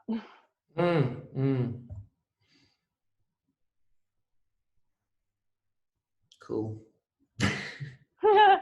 Yeah. So how are we doing for time? What do you I've got about 15. All right. Let's I do just want to say I've enjoyed this so much. Thank you so much. Yeah. It took us a little while to get around to it. I also want to kind of upload and release this one straight away for tomorrow, if that's okay with you. Sure. I'm trying to keep it 2 weeks ahead, but I'm 2 weeks behind at the moment. So well, I think I played a part in that. So I mean, absolutely, please. Yeah, I don't mind at all. Cool. So I think I will then finish about finally asking you about your work. Does that sound all right? Sure. Yeah? Yeah, that sounds great. Yeah, it brings it back to a little blockchain thing, and Yeah, what are you going to call this episode?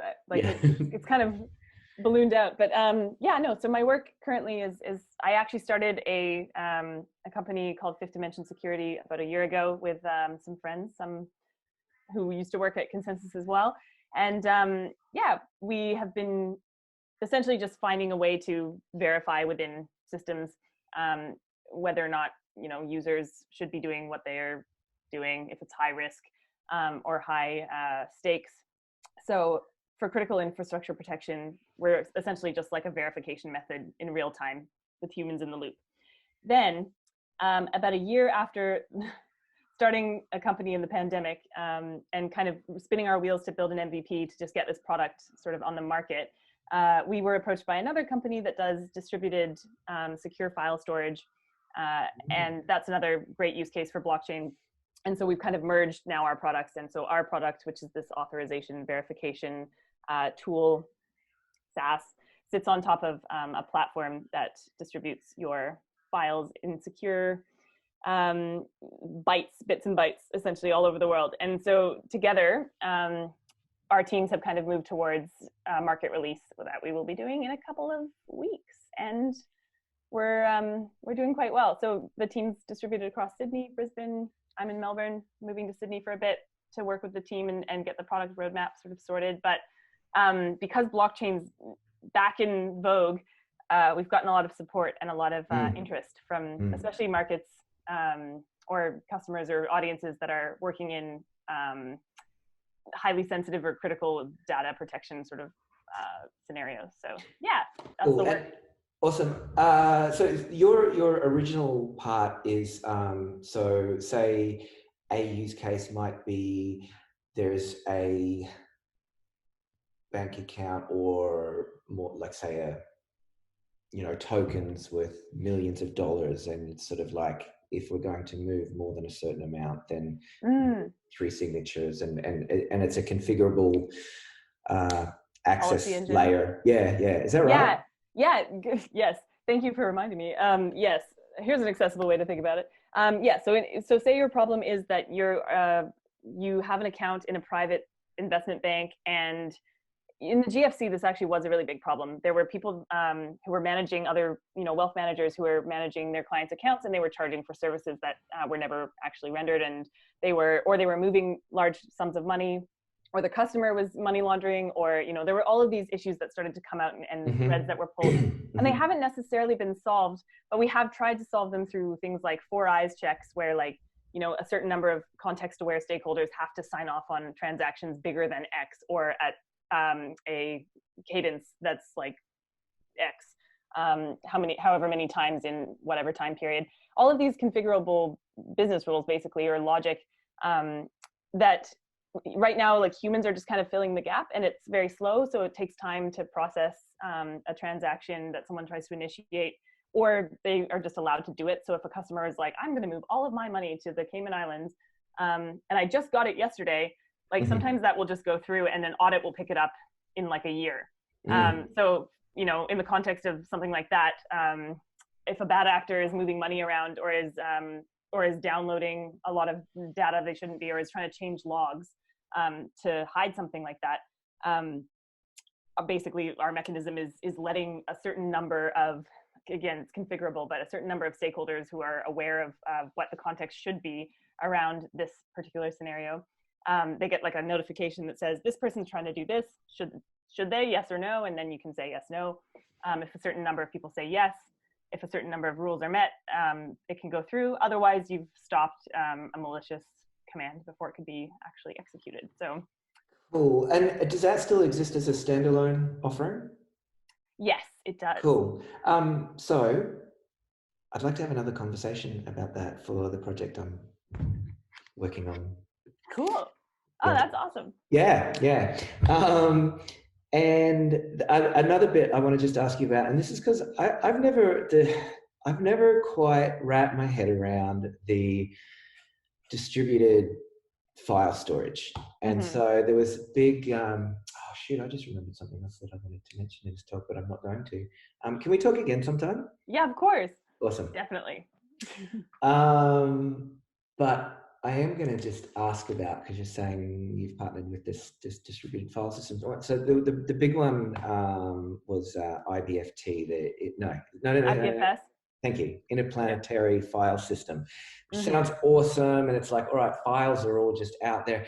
And my understanding of what that actually is, I think, is simply that when you take a file, you do the hash then effectively becomes the address of how to access that file. So it's kind of like this giant indexing system, because a hash is always this unique thing. And then so with it, and like that's a cool idea. But then I think IPFS, it's like then anyone can sort of store whichever parts of IPFS they want to. But there's like, I had the idea that there was, when I first heard about it, that there was some storage that kind of came into there. So I assumed there was some kind of incentivization mechanism for storing things. I remember very early kind of hearing like, well, no, there's no reason why a file couldn't disappear off of that. And then, right? Yeah, totally. Yeah, and then I was like, oh, I'm much less interested in this now as someone who's usually building, applications of some kind. And it's like a file storage system for the planet that doesn't have, but I don't know, like I've basically given you the extent of my understanding. No, I mean, I think that's like the perfect landscape that you've like painted for what most file systems kind of look like. And then for us, like you've painted kind of like the gaps and the weaknesses that I see as well, especially when it comes to like using something right now that's ready. And so actually like the difference between something like IPFS and then BitsCore, BitSync is the product that that these guys who are great, this team of engineers had come up with before we joined, which is this idea of you just have like a regular old, it's like Google Drive. You've got your drive, you've got your vault, whatever, where you're storing really important files. And it's, you can on-prem or through various like cloud providers, you can divvy up like the storage of your actual like data file by having it shredded into multiple pieces that are so small that all of those pieces head to different servers, or again, you can do on-prem. And then there's enough redundancy that if you lose a server, like a ransomware attack or something, you can just burn it and it self-heals by recreating like another copy of that bit. But all of the bits are so distributed that it's not just like one hash that you're kind of calling back to. It's once you have the key and you can pull them all back together, you have the file that you can read in VM. But yeah, is that different from your understanding of like IPFS or? Yeah, I guess I didn't know, but I'm not surprised to hear that it is shredded as well. Yeah.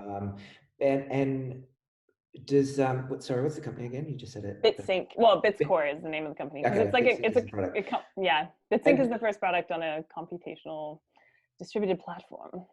And do they answer then that issue of like, can you go, I don't want this to ever get removed, these files, or like cool. Yes, there's tons of access control pieces. And so that's kind of why like our product fits so well in as well, because there's a lot of like one great use case is the police or people that are working in intranet with, say they're working on a pedophile ring case or something. Like you want to have very limited access control. You also want to make sure that you can take back information and do all kinds of things in the system. And then when it is stored, it is not just encrypted at rest somewhere or slightly disguised, but rather is so jumbled that like nobody could make sense of it unless they took over the whole network. So the purpose of this product is you've got sensitive information, and if there's a breach somewhere, it's not that the information is not leaked. Someone needs to get to those keys to be able to retrieve the information.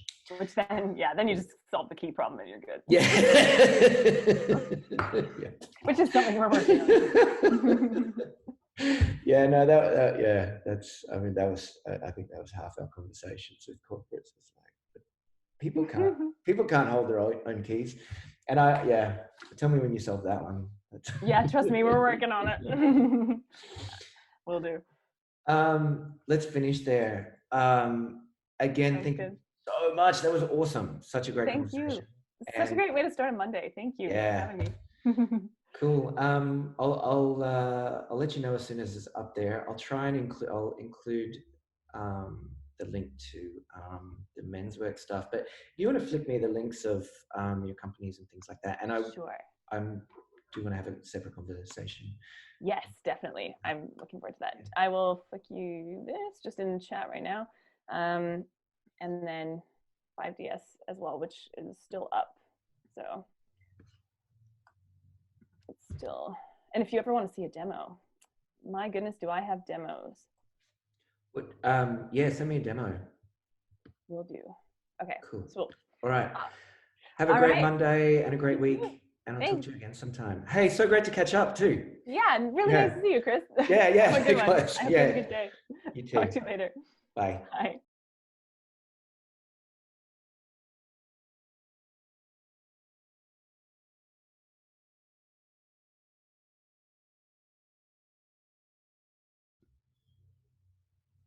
Hello. Hello. Cool. Thank you. All right. Cool. So I'm recording already. Okay. Hello. Hello. You're recording. So you've had a good night's sleep. That is good. That's always cool. More and more rare. Yeah. That's true for me too. What's your Monday looking like at the moment? What are your plans? Well, I found out very sadly that we don't have, I think you guys over there have Anzac Day observed today. Yeah. Right? Yeah, so we don't, but I was planning on having it observed. But I'm actually preparing a demo for the Cybersecurity Council for the blockchain working group for tomorrow. Wow, cool. Yeah. I think, should we just start the podcast? And do you want to talk about your work stuff? Is probably. Do you have any idea what you'd like to talk about? I have no plans. It would be great to talk to you. Yeah, I mean, I had a couple of ideas, but then there's one that I really want to talk about, but I think that I'm not ready to talk about it because it's just like still too fresh, and it has to do with like sexism. So I think I might put on that one. Yeah, it's a really big one. And I know you're recording right now, but I'm assuming we can cut this part out, right? Yeah, what I have been doing is at the end of the podcast, I've put the preamble bit after a break. Oh, nice. So, yeah, if you're okay with that, I'll leave that in, and then this can be the teaser, no double entendre, pun intended, for a future one if you want to talk to me again. But yeah, all right, I'm going to do the intro, and then I'm just going to ask you about your work, and we'll go into work stuff. Does that sound cool? Or whatever. All right. Yeah, that sounds great. Thanks, Chris. Cool. Okay. So, what's your surname? Myers-Stewart. Myers-Stewart, that's right. Yeah. Okay, cool. All right, here we go.